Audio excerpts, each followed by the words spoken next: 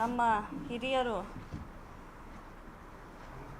ಮಾಡಿದಂಥ ಮಹಿಳೆಯರ ಹೋರಾಟಕ್ಕಾಗಿ 33% ರಿಸರ್ವೇಷನನ್ನು ಮಾನ್ಯ ಪ್ರಧಾನಮಂತ್ರಿಗಳಾದ ರಾಜೀವ್ ಗಾಂಧಿ ಅವರು ಮೊದಲನೇದಾಗಿ ಅವರು ಈ ಮಸೂದೆಯನ್ನು ತಂದಿದ್ದರು.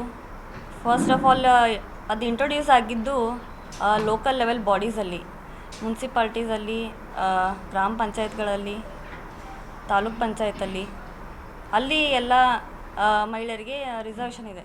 ಬಟ್ MLA MP ಗಳು ಮಿನಿಸ್ಟ್ರಲ್ಲಿ ಆ ಲೆವೆಲಲ್ಲಿ ಇಲ್ಲ. ಸೊ ಮೊದಲನೇ ಬಾರಿಗೆ ತಂದಿದ್ದು ನಮ್ಮ ಪಕ್ಷ ಕಾಂಗ್ರೆಸ್ ಅಂತ ನಾವು ಹೇಳಲಿಕ್ಕೆ ಭಾಳ ಹೆಮ್ಮೆಯಿಂದ ಹೇಳ್ತೀವಿ.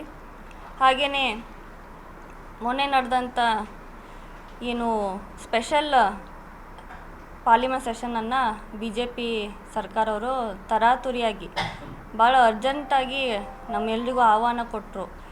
ಆಮೇಲೆ ಡೀಟೇಲ್ಸ್ ಕೂಡ ಅವರು ಭಾಳ ಆ ಬಿಲ್ ಬಗ್ಗೆ ಕೊಟ್ಟಿರಲಿಲ್ಲ. ಸೊ ಆಮೇಲೆ ಒಂದು ದಿವಸಕ್ಕಿಂತ ಮುಂಚೆ ಅಷ್ಟೇ ಕೊಟ್ಟಿದ್ರು ಅವರು. ಸೊ ಒಂದು ದಿವಸಲ್ಲಿ ನಮಗೆ ನಮ್ಮ ಒಪಿನಿಯನ್ನ ತಿಳಿಸ್ಬೇಕಾಗಿತ್ತು ಅವತ್ತು ಸೆಷನ್ದಲ್ಲಿ, 17 ಏಪ್ರಿಲ್ 2026. ಸೊ ಅವತ್ತು ಕೂಡ ಬಿಲ್ ಕೂಡ ಡಿಫೀಟ್ ಆಯಿತು. 2/3% ಮೆಜಾರಿಟಿ ಸಿಗಲಿಲ್ಲ. ಬಟ್ ಇದರ ಅರ್ಥ ನಾವು ಮಹಿಳಾ ವಿರೋಧಿ ಅಂತಲ್ಲ. ಈಗಾಗಲೇ ಹೇಳ್ದಂಗೆ ರಾಜೀವ್ ಗಾಂಧಿ ಅವ್ರು ತಂದಿದ್ದರು. ಮಹಿಳೆಯರಿಗೂ ಕೂಡ ನಮ್ಮ ಪಕ್ಷ ತಾವೆಲ್ಲೂ ನೋಡ್ಬೋದು ಎಷ್ಟು ಸಪೋರ್ಟ್ ಮಾಡ್ತೀವಿ. ನಮ್ಮ ಕಾಂಗ್ರೆಸ್ ಪಕ್ಷದ ಹಿರಿಯರು ಆಗಲಿ ಎಲ್ಲರೂ ಕೂಡ ಮಹಿಳೆಯರಿಗೂ ಸಪೋರ್ಟ್ ಮಾಡ್ತೀವಿ. ಹಾಗೆಯೇ ನಮ್ಮ ಸರ್ಕಾರದಲ್ಲಿ ಈವನ್ ಏನು ಮೆನ್ಸ್ಟ್ರುವಲ್ ಬಿಲ್ ಏನಿದೆ, ಪಾಲಿಸಿ ಏನಿದೆ, ಅದು ನಮ್ಮ ಸರ್ಕಾರ ಲಾಗು ಮಾಡುವಂಥದ್ದು ಭಾಳ ಯಶಸ್ವಿಯಾಗಿ. ಸೊ ಹಾಗಾಗಿ ಯಾವತ್ತೂ ಕೂಡ ಮಹಿಳೆಯರ ವಿರೋಧಿ ಅಲ್ಲ. ಹಾಗೆಯೇ BJP ಸರ್ಕಾರ ನಾವು ಕ್ವಶನ್ ಮಾಡೋದೇನೆಂದರೆ, ಮಣಿಪುರದಲ್ಲಿ ನಡೆದಂಥ ಘಟನೆಗಳಿಗೆ ಅಲ್ಲಿ ಸಾಕಷ್ಟು ಮಹಿಳೆಯರಿಗೆ ಸ್ಥಳಾಂತರ ಆದರು. ಆಮೇಲೆ ಹತ್ರಾಸ್ UPಯಲ್ಲಿ ನಡೆದಂಥ ರೇಪ್ ಕೇಸಲ್ಲಿ ಅವತ್ತು ಕೂಡ ಅಲ್ಲಿ ಸರ್ಕಾರ ಅವ್ರದ್ದೇ ಸರ್ಕಾರ ಇತ್ತು. ಅವರು ಕೂಡ ಯಾಕೆ ಆ ಕೇಸಲ್ಲಿ ಸಪೋರ್ಟ್ ಮಾಡಲಿಲ್ಲ? ಪಾಪ ಹೆಣ್ಮಕ್ಳಿಗೆ ಅವ್ರ ಫ್ಯಾಮ್ಲಿಗೆ ಯಾರೂ ಸಪೋರ್ಟ್ ಮಾಡಲಿಲ್ಲ. ಆವಾಗ ರಾಹುಲ್ ಗಾಂಧಿಯವರು ನಮ್ಮ LOP ಅವರು ಅವ್ರ ಫ್ಯಾಮ್ಲಿಗೆ ಹೋಗಿ ಭೇಟಿಯಾಗಿದ್ದರು.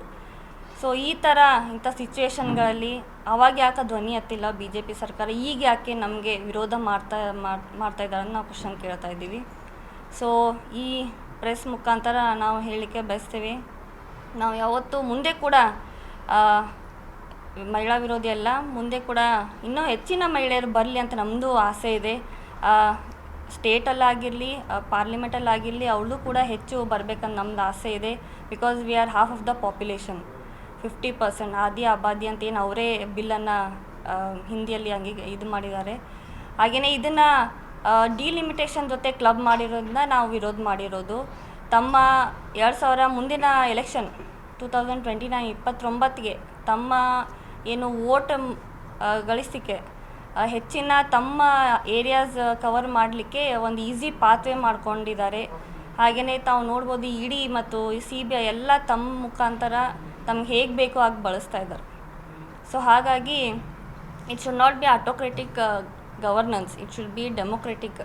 ಸೊ ಇದು ನಮ್ಮ ಏನು ಫೆಡ್ರಲ್ ಬೇಸ್ ಏನಿದೆ ನಮ್ಮ ಸಂವಿಧಾನದ್ದು, ಅಂದರೆ ಸ್ಟೇಟ್ ಮತ್ತು ಸೆಂಟ್ರಲ್ ಎರಡೂ ಕೂಡಿ ಹೋಗಬೇಕು ಯಾವುದೇ ನಿರ್ಧಾರ ತೊಗೊಂಡ್ರು.